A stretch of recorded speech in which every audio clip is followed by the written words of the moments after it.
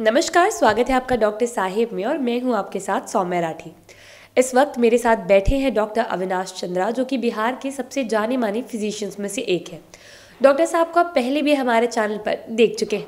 आज के इस एपिसोड में हम डॉक्टर साहब से जानने वाले हैं कि मरीजों को ऐसी दिक्कत क्यों होती है कि एक दिन कब्ज हो जाता है तो वहीं अगले दिन लूज मोशन की समस्या हो जाती है, और अगर किसी के साथ लगातार ऐसा हो रहा है तो इसके पीछे क्या कारण है। सबसे पहले डॉक्टर साहब नमस्कार, बहुत बहुत स्वागत है आपका। डॉक्टर साहब, मरीज़ अक्सर ये शिकायत करते हैं कि एक दिन उन्हें कब्ज़ रहता है, पेट ठीक तरीके से साफ़ नहीं होता है, तो वहीं अगले दिन लूज़ मोशन की समस्या हो जाती है। तो ये क्यों होता है, इसका इलाज कैसे किया जाता है? देखिए, जैसा कि आपने बताया, इस बीमारी को हम लोग IBS बोलते हैं, इरिटेबल बाउल सिंड्रोम। ये 10% लोगों में होता है और महिलाएं इससे ज़्यादा सफ़र करती हैं। इसके लक्षण होते हैं पेट के किसी भी हिस्से में दर्द होना, पेट का फूला हुआ होना, मल का साफ ना होना या अत्यधिक मल का त्याग करना और मल के साथ सफ़ेद म्यूकस का आना। इस बीमारी में मरीज़ हमेशा दुखी महसूस करता है। उसकी मानसिक स्थिति इस तरह की होती है कि वह हम खुश नहीं रहता है। तो कहीं ना कहीं इसमें ब्रेन गट एक्सिस जो होता है वो इन्वॉल्व रहता है। मरीज़ जितना ज़्यादा दुखी होगा उसके पेट की समस्या उतनी ज़्यादा होती है। जी, तो डॉक्टर साहब, जैसा कि आपने कुछ लक्षण तो बताए, लेकिन इसके कारण क्या कुछ हो सकते हैं?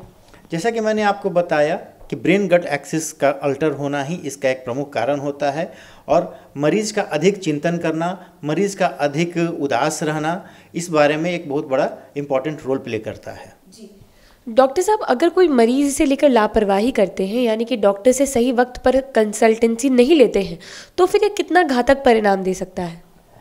देखिए, मेरे हिसाब से इसके परिणाम घातक नहीं होते हैं। इसमें कभी मरीज़ को पैर नहीं फूलता है, मरीज़ को कमजोरी नहीं होती है, मरीज़ के पखाने के रास्ते से कभी खून नहीं आता है, मरीज़ को अत्यधिक कमजोरी महसूस नहीं होती है। तो ये उतना खतरनाक नहीं होता है, लेकिन सोशल बैकग्राउंड में ये बहुत दिक्कत करता है मरीज़ को। मरीज़ खुश नहीं रहेगा, मरीज़ हमेशा कंप्लेन करेगा कि पेट दर्द होता रहता है, पेट फूला रहता है, वो कहीं जाने से हिचकेगा, या अगर कभी लूज मोशन हो रहा है तो किसी भी रिश्तेदार के यहाँ जाने में उनको अनकंफर्टेबल महसूस होगी।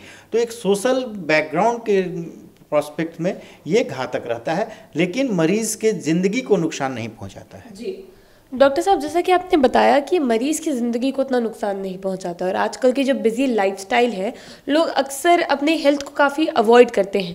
तो ऐसे में कोई चीज़ ऐसी भी है जो आप खुद ही बता रहे हैं कि घातक नहीं है, तो डॉक्टर से कंसल्ट करने की ज़रूरत कब महसूस करनी चाहिए?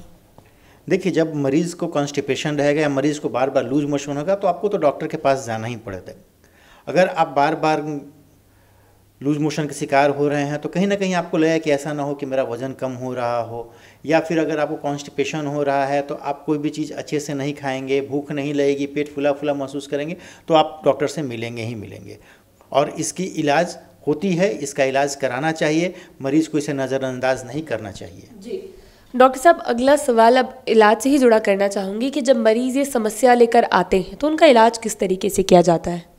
देखिए, एक मल्टी डिसिप्लिनरी एक्शन होती है इसमें हम लोग कभी कभी साइकेट्रिस्ट को भी इन्वॉल्व करते हैं, एंटी डायरियल ड्रग्स देते हैं अगर मरीज को लूज मोशन हो रहा होता है तो, बाहर से हम लोग प्रीबायोटिक और प्रोबायोटिक प्रोवाइड करते हैं। लेकिन सबसे ज़रूरी होता है मरीज़ का ये डायग्नोसिस करना कि मरीज़ इस बीमारी से सफ़र कर रहा है, उसकी मानसिक स्थिति कैसी है। अगर वो मानसिक रूप से थोड़ा भी अस्वस्थ महसूस करता है तो हम उसे साइकेट्रिस्ट के पास रेफ़र करते हैं। जी डॉक्टर साहब, इन चीज़ों के लिए, जैसे अब ये बीमारी है, लोग समझ भी रहे हैं, तो क्या इसके लिए कोई दवाइयाँ हैं जो इसे ओवर द काउंटर दी जाती है जिससे लोगों को परहेज़ करना चाहिए?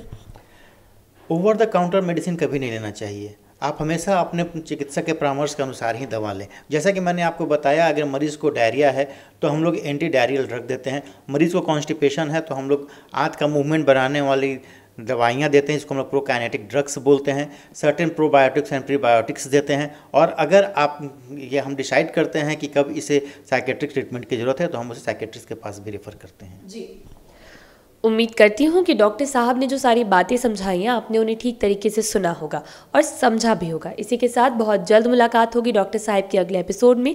तब तक के लिए अगर वीडियो को फेसबुक पर देख रहे हैं तो पेज को लाइक करें, यूट्यूब पर देख रहे हैं तो चैनल को सब्सक्राइब करें। कमेंट सेक्शन या मेल बॉक्स के माध्यम से आप बता सकते हैं कि डॉक्टर साहब से आपके और क्या सवाल है। धन्यवाद।